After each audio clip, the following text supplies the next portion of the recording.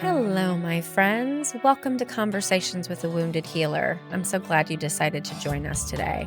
So, just a little call to action. You guys know how much I hate marketing, but I'm going to do it a little bit.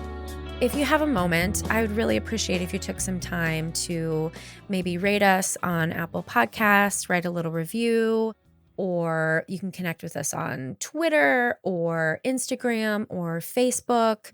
I'd really love to hear from you. I've had people reach out from time to time, and I got to tell you, it really warms my heart to know that people are listening and that this is something that's resonating with people. So the more that you connect with me, the more opportunities I get to share with others. So please take some time to do that if you feel so inclined. Today's guest is Susan M Chu. She is a crystal expert, energetic healer, and Feng Shui Coach. She helps her clients move through and out of physical discomfort, emotional turmoil, and mental imbalances.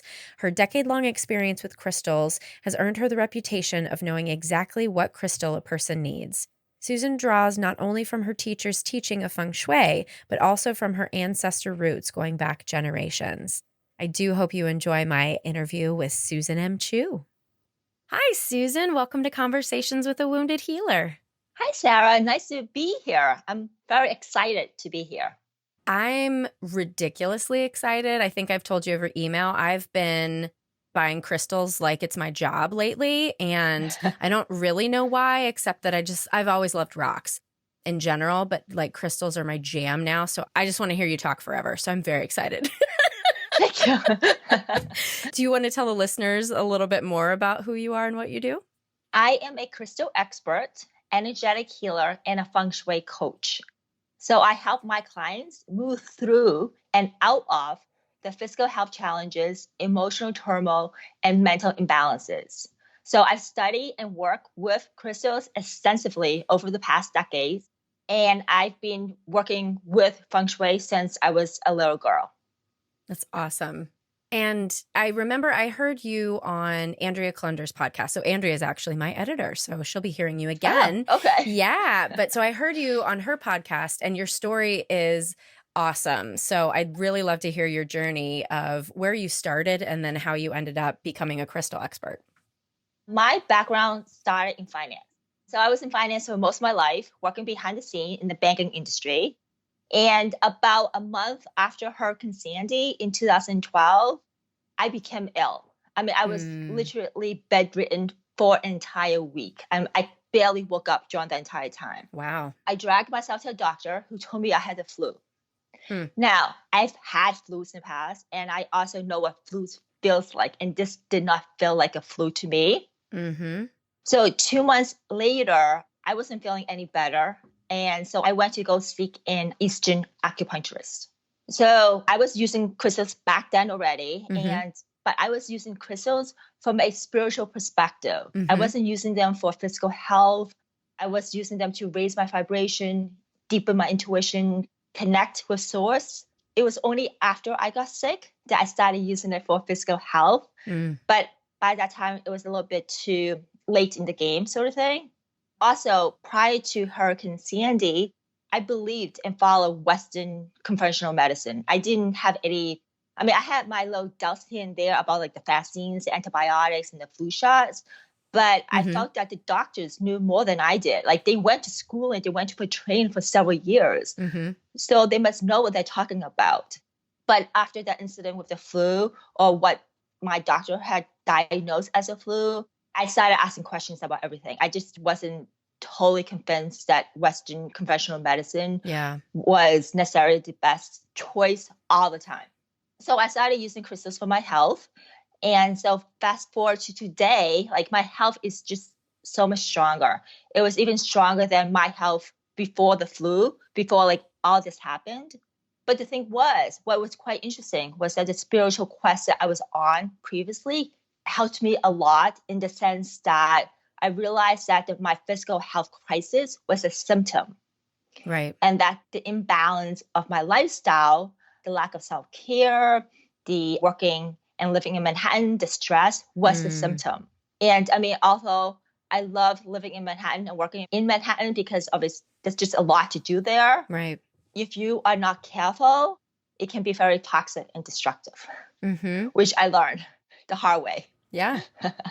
So that's a little bit about my journey. And so, I mean, I've always been interested in crystals.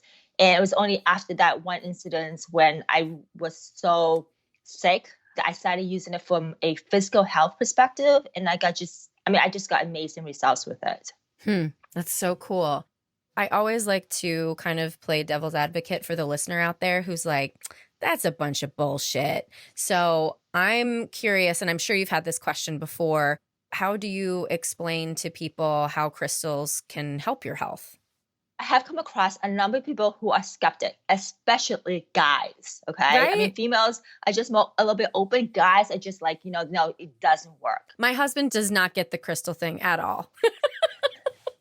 So I had a construction worker who was a client, and he would literally swear every single morning when he wakes up because he was just in pain all over his body. I mean, Imagine being in construction, right? Using those equipments and like vibration and all that stuff. He slept with a selenite, like a huge selenite log, and he still swears in the morning, but he's no longer in pain. And I think sometimes it just takes one or two crystals for a skeptic to become a believer.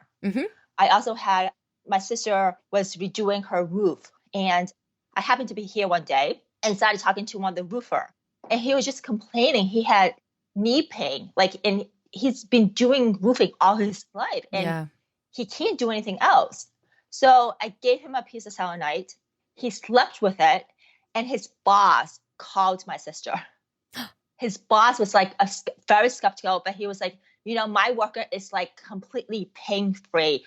What do you do? Wow. So my sister's not into, she knows about crystals, but she's not versed in crystal. And so she was just relaying that story to me. So I think sometimes it just takes someone to try it once and realize how effective they are to really understand how it works. But most crystals work on an energetic basis. A lot of our physical issues stem from energetic, stem from our emotions, mental. So if you are completely healthy, but if you feel you're sick, you're going to make yourself feel sick. You're going to make yourself physically sick. Whereas if you feel you're like, you can do anything and your health is a little bit like, on the borderline sort of thing, but if you have the mentality that you can do anything, it's going to help the health in the process. So with crystals, it's just kind of an additional layer, additional tools to help go along with using your mind to help yourself. Yeah, I remember when I was getting trained in Reiki, it blew my mind initially to think about wait, the first level of protection is the energetic layer, and then the emotions, and then the physical health is basically the last step. Your body is you're really doing it wrong once you're actually feeling pain, right? Yes. Yeah. So basically by the time, if you actually do have something going on a physical level, especially if it's something more serious, that's the body's way of telling you that something is wrong. It tells you through the other levels first. Right. And because we chose to ignore it or we didn't want to see it, then it's almost like the physical illness is a red flag. Right. Something is wrong. You need to stop. Right. And so it's unfortunately that it has to get to that point for most people to actually stop and really look into their health. I've always thought anything that has carbon in it, is a life force in some way, right? And so crystals have carbon and they have the energetic vibrations, right? There's a part of me that wants to understand the scientific way that it works, but also I know that it's not quite that easy because a lot of it is based on intention. But I don't know. I just said a lot of things that wasn't really a question, but can you speak to any of that? Well, I think for people who are even skeptical, or for people who can't really quite explain it, have you ever played with an energy ball? What is it? Energy ball, where you basically put your two hands facing each other as if you're holding a ball, but obviously you're not really holding a ball, a physical ball. And then you're just kind of moving your hand in and out, kind of with almost filling an imaginary ball. And if you do that for a good 15 minutes, you're going to feel like there's something between your hand, even though you can't see it with your eye. Yeah. So I think that's a very good example to tell people about how energy works. Just because you can't see it does not mean that it's not there. Also, from a Feng Shui perspective, right? If you go to some homes, like as soon as you walk in, you feel kind of like refreshed, uplifted. Whereas if you walk to some other homes, it's just like, oh, I just want to get out of here. Mm-hmm. And so that's energy. Like your sixth sense is picking up stuff that you may not consciously be aware of why you want to stay in one place and why you want to leave from another place. And I have a great story about that in Feng Shui. So when my husband and we've been in our house now for, I think, 9 years or something. And when we first moved in, my decorating style was just to recreate what I had done at the last space into this house. And it's a very different layout. So it didn't really work. And my husband kept complaining for years. He's like, I don't feel good it was a living room specifically. He's like, I really don't feel good here. I don't like it. I want to do something. And, my practical self was like, well, there's nowhere else we can put the furniture because this is just the room is how it is. And I ended up hiring an interior designer who was a friend of mine.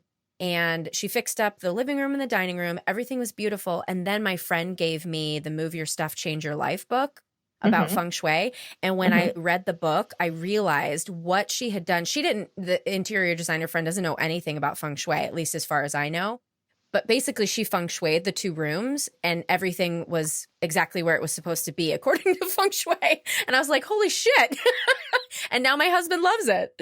Well, interior design, I think they have an eye for design, but they also have an eye for energy. Like they just know what flows. Yeah. Without really necessarily having studied Feng Shui. I find a lot of interior design have an eye for that, but they just know without knowing how they know that certain things should be placed a certain way. Yeah. Just an intuitive sense. Yes. So I'm curious too, the leap from the financial world into crystals and energy.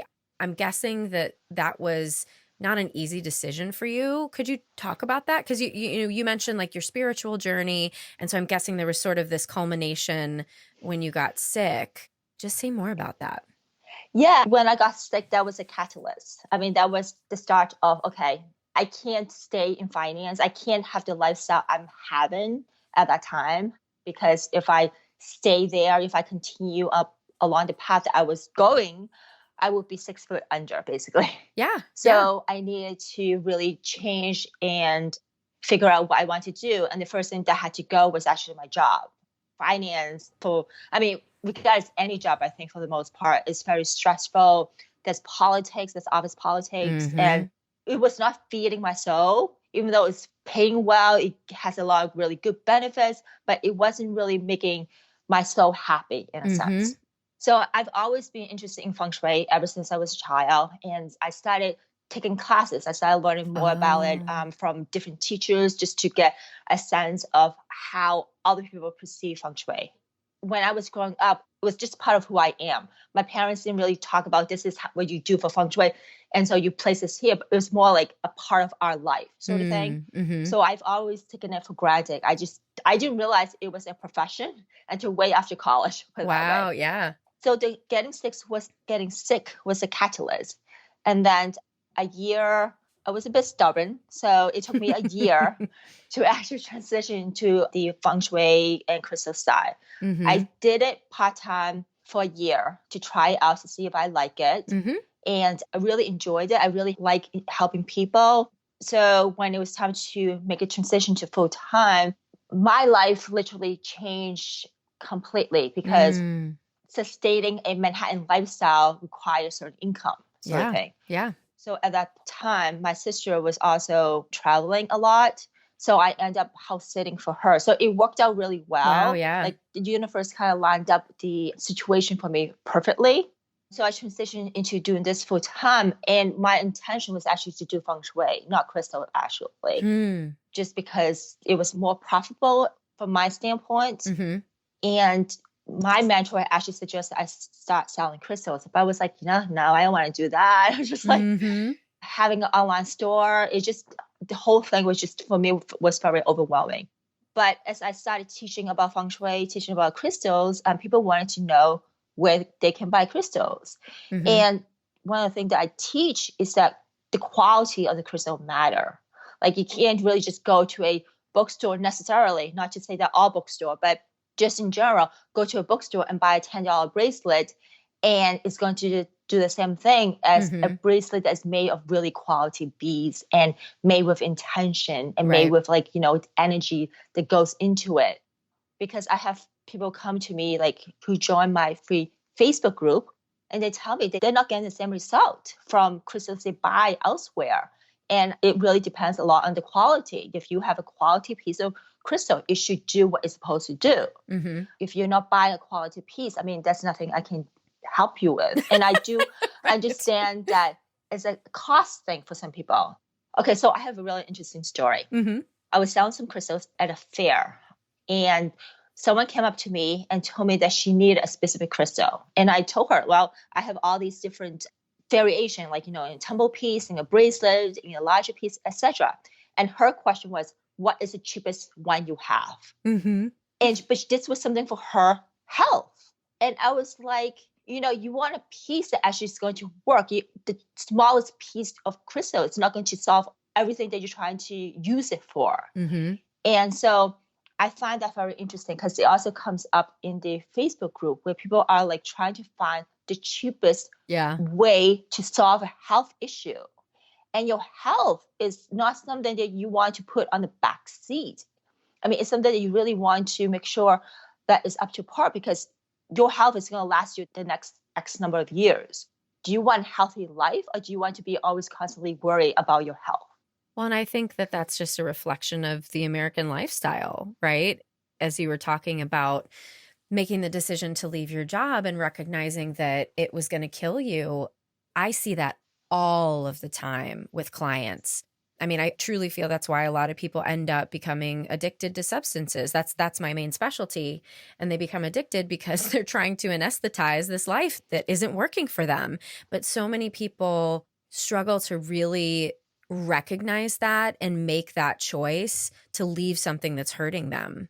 I totally agree with that, because I know for me, it was a very, very difficult choice to leave a very good paying job and to walk into something that is unknown and something I've never did my entire life, nor did I ever in my life imagine myself to be an entrepreneur. I mean, I always thought I'd work for someone else for the rest of my life. I would be perfectly happy. We just don't know what life will throw at us, in a sense. So when you work with people, so if somebody wanted to hire you and be your client, what things do you work on with them? So it depends where they are. So I've had a lot of clients who come to me from a physical health challenge perspective, where they're dealing with a lot in their life, potentially maybe taking like different medication, like antidepressant medicine or just different type of medication, and they want to get off of it. Like they know it's not good for the body. There are side effects, and they want to find an alternative or natural or holistic way of helping them with whatever they're going through without that side effect. And so crystal is one of those ways, just because we don't ingest crystals. Right. Although I have to say that some people do ingest crystal infused water, which is a bit different, but we normally don't ingest crystals. So if a crystal is not working for us, if it's not helping us, it just doesn't do anything. There's no side effect. It's not going to cause any harm to the body. Whereas a crystal that is actually helping us is going to help push us to either release the pain or to work through our emotional stuff to release the pain. And then I also have a spectrum of clients who are looking at it from a spiritual perspective, who wants to use crystals to help raise their vibration. One of my platform, most of last year and even this year as well, is that people feel a need for protection. So they feel like they walk into space and they're kind of like, it feels yucky sort of thing. Yeah. But the thing is, if you feel like you need protection, the universe is going to throw stuff at you where you're going to need protection. So the trick is to raise your vibration, is to raise your own vibration up so that you only attract like vibration into your life. Right. I've seen that with clients, and it's interesting because, I had a client come to me once and say, I want to get in better relationships. How do I do that? And I think some therapists will be like, okay, well, here are these strategies. And my strategy was like, how about let's just do therapy for a little while. And I know that as you shift and change and grow, you're going to attract different people into your life. And that's exactly what happened. healing a part of the emotional body certainly, I'm guessing, raises your vibration, right? If you're happier and healthier, feeling more confident, your vibration is different. It's totally true. Yes. I actually had a client who was also looking for a relationship. So I think if you were to take that one step further in terms of from the emotions to intention, so I gave her an exercise to do with crystals, where she sets intention on finding someone, finding a partner, like someone permanent, like not long-term partner. So in addition to the emotional piece, she was also putting intention into the exercise that she was doing to attract a partner. And she was able to attract a partner like relatively soon after that. It didn't quite work out to be who she wanted. So she needed to fine tune, because as part of the intention exercise, you kind of have to specify who you want. Like, you can't be asking just for anybody, because anybody can just show up and may not be who you want. So you kind of have to put a little bit more thought into who exactly are you looking for, what qualities. So yeah, it worked out really well for her. That's so cool. And now when I buy a crystal, I then look up the meaning and, see what it can be used for. Do you find that you kind of stick with that, or is it sometimes a particular person might need a particular crystal for something? I actually always recommend to people not to look up what they're used for. The reason why I don't recommend looking it up at first, at least for a little bit, is because you want to work with your crystal yourself. Gather information. Like, if you were to hold on to a crystal, what information is the crystal trying to tell you? Does it feel warm? Does it feel hot? Allow your own intuition to guide you to what the crystal is used for. And then look it up.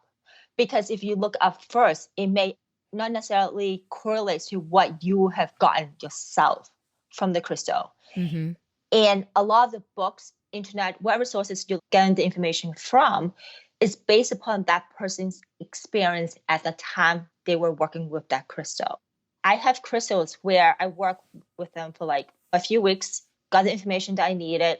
2 years later, I go back to the same crystal, I get totally different information because I'm at a different place. So I'm picking up different information. So I always tell people, instead of rely on someone else to tell you what the crystal is for, trust your instinct. Yeah. And it's interesting as you were talking about kind of the quality of crystals. So you might be horrified by this, I'm not sure, but I've been getting a lot on eBay just because they're cheap. Because I know people are like, oh, you have to hold it in your hand. And I've been kind of going with the idea that whatever the crystal comes with, I'm going to cleanse it anyway. I'm going to put my Reiki on it, and then it's going to be what it's going to be. But I do find that there are some crystals that I have that I go to more and I want to like meditate with them, or I tend to take them to like trainings with me, or if I need grounding or something like that. But there are certain ones that I tend to pick up and take with me more. I don't know if it's necessarily higher quality, but whatever the resonance is, they're more resonant with me. Yes, we all go through cycles of what we resonate with. It depends what we need today. So right now you may be being pulled towards certain crystals because that's what you need right now. Yeah. So maybe like 2 months from now, you may be pulled toward other crystals because that's what you need. So always trust yourself in terms of what you need, even if you don't consciously know why you need that particular crystal. That really speaks to needing to be in touch with one's own intuition. And that also is just not something that culturally we encourage people to do, right?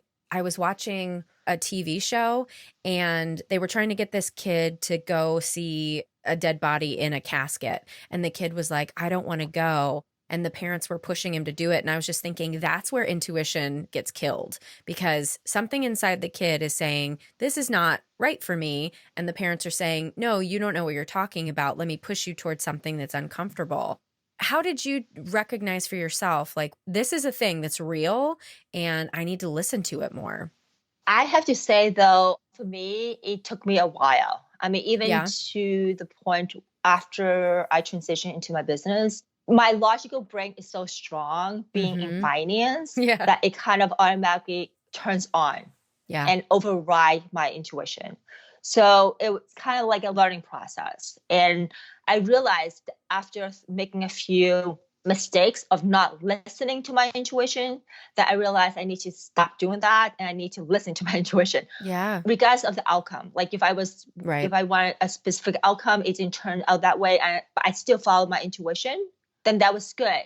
Because sometimes we don't know what's around the corner. We can't see like how one action is going to impact other stuff that may eventually come back around and is beneficial to our lives. Right. Because it's the bigger picture stuff that we just don't know in hindsight. Yes. Yes. Well, let's shift into the question about the word healer and how that might apply to you and your work. I actually had a lot of issues calling myself a healer. Uh-huh. I always equate it to like doctors, shamans, medicine women, people who actually did physical healing work.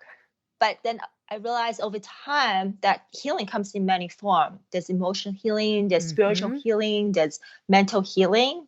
And then there's also, which all of these fall under, is energetic healing. And that's what I do, which is to help people shift their energy so that they heal from many different levels. And at the end of the day, they are much healthier, owning their own power and not being so distracted or wishy-washy, I guess is a good word, where they set strong boundaries, basically. I think that's one thing. That's also one thing I teach to my clients as they're working with crystals as well. I think that's very, very important.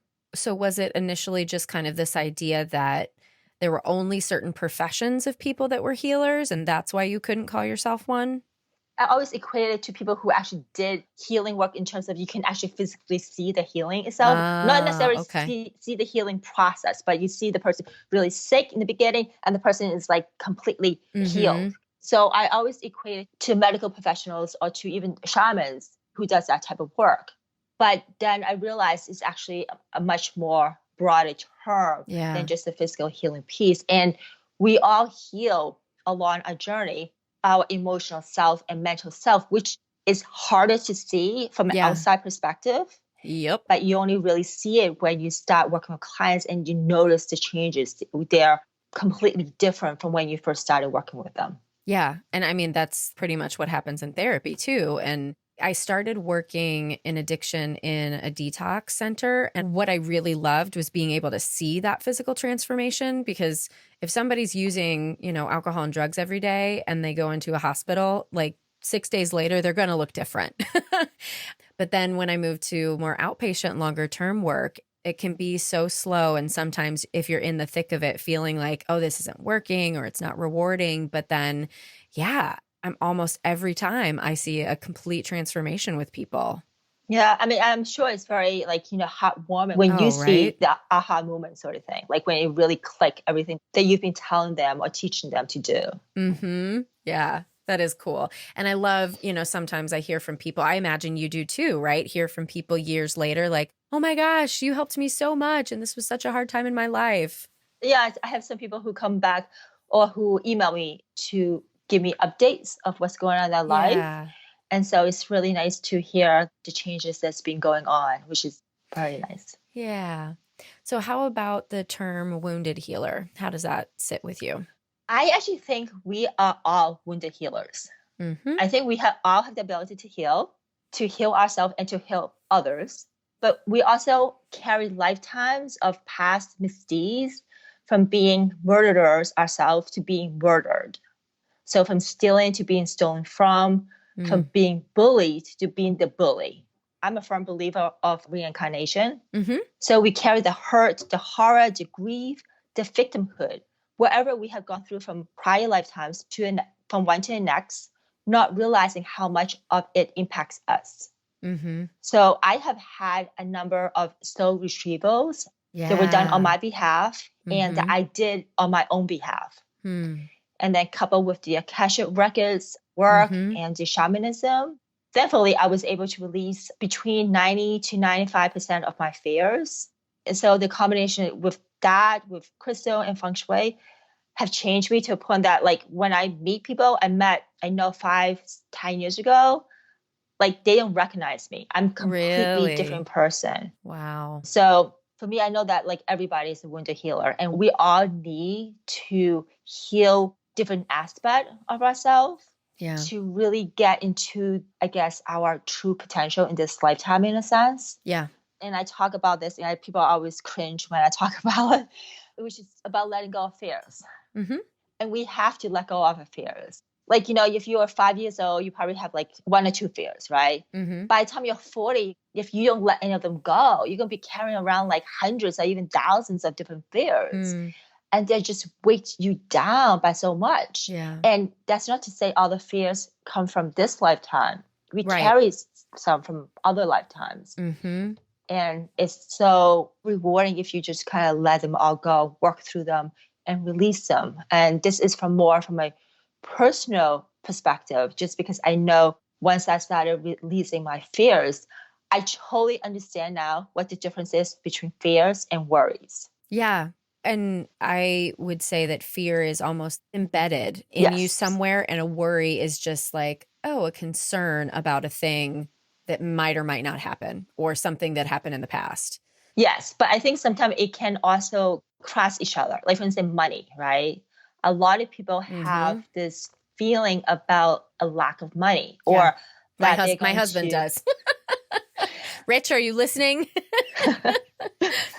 They're fearful that it's not going to be enough, that they have to worry about their retirement. Right. It crosses between both spectrum of fear and worries. But there is a difference between the two. And so once you change your thought about money from a fear perspective, oh my God, it's like the worries of it just shifts. I mean, I still worry sometimes, but it's just totally different from how I used to worry about money, put it that way. Yeah, that's a really good example. And that's one that I've told my husband, we just have fundamentally different feelings about money. And for me, I know it comes from, being raised lower middle class. We didn't always have it, but I figured it out. Somehow I kept myself afloat until I met him. I was doing pretty well. And in times where he's like, oh, there's too much on the credit card bill or something. And I'll be like, yeah, I know, but we're going to be okay. And then all of a sudden he'd get a bonus at work. And I'm like, see, I told you, like money just kind of somehow always comes to me. So just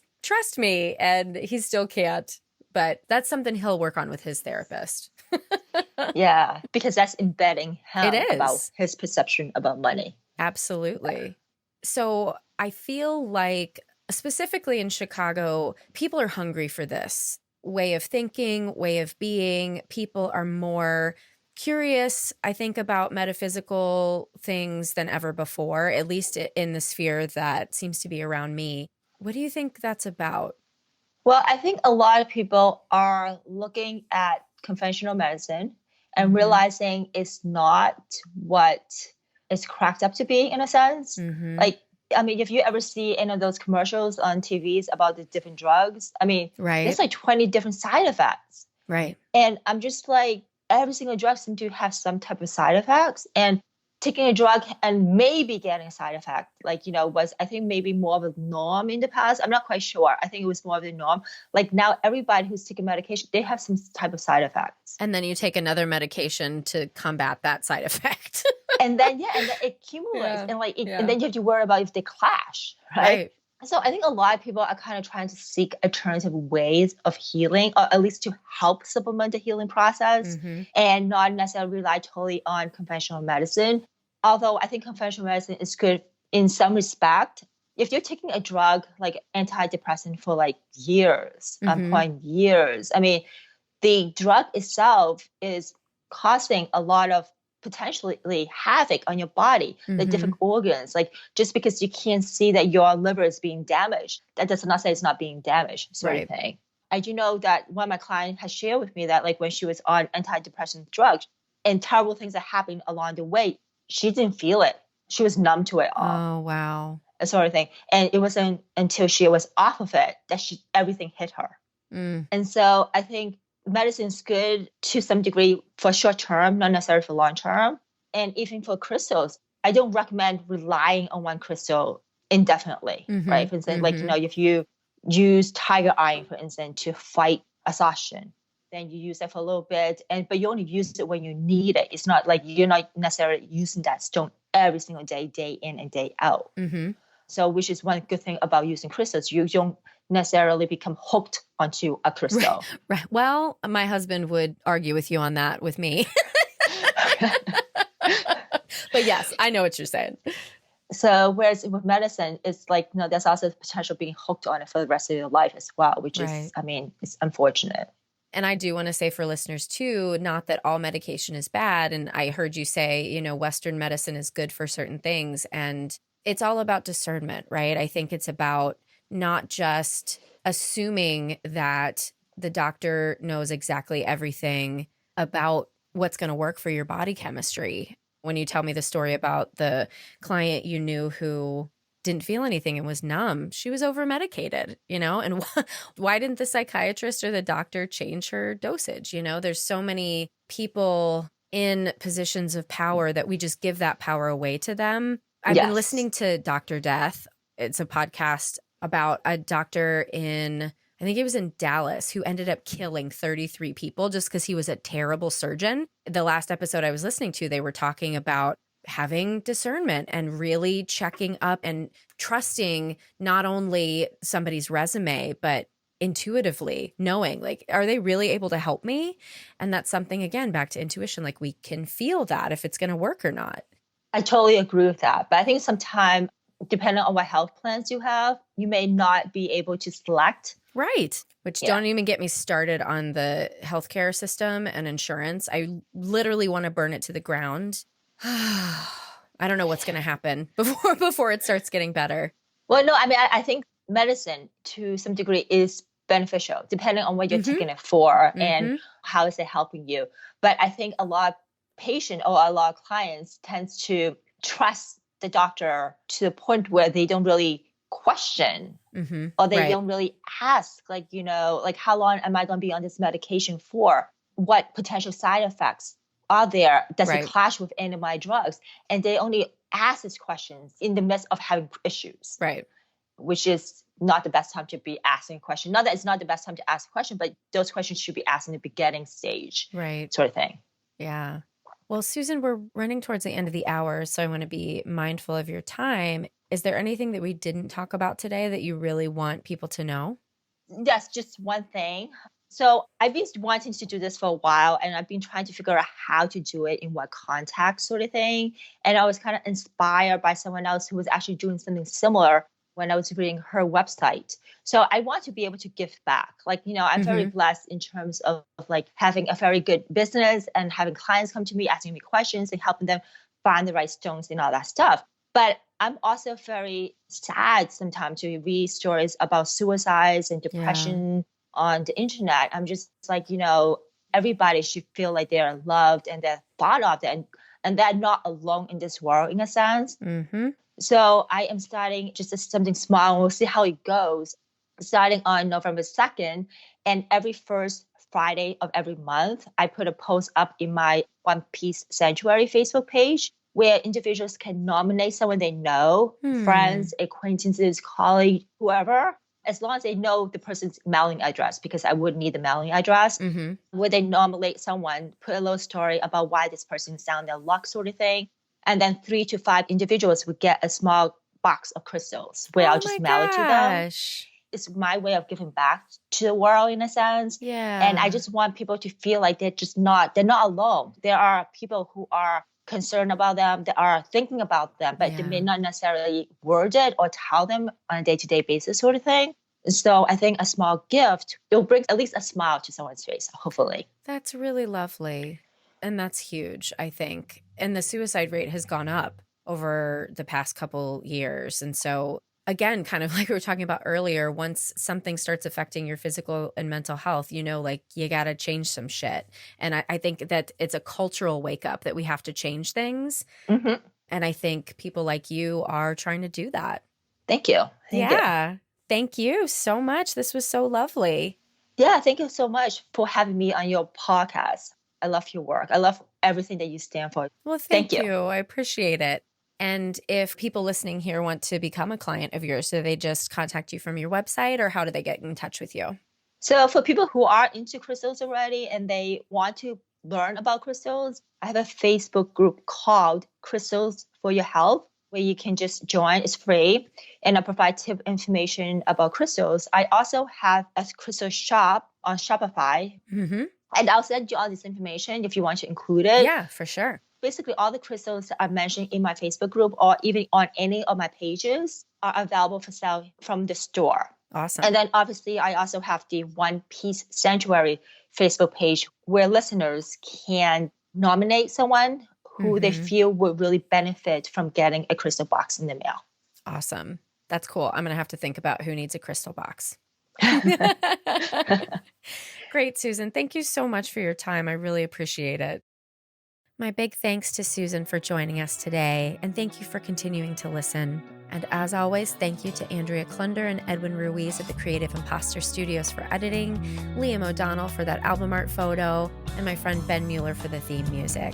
To connect with Susan or for us, you can find us at www.headhearttherapy.com/podcast. You can also find us on Twitter, on Instagram, on Facebook, on Spotify, and all the places that you find your podcasts. Thanks so much for listening. Take care.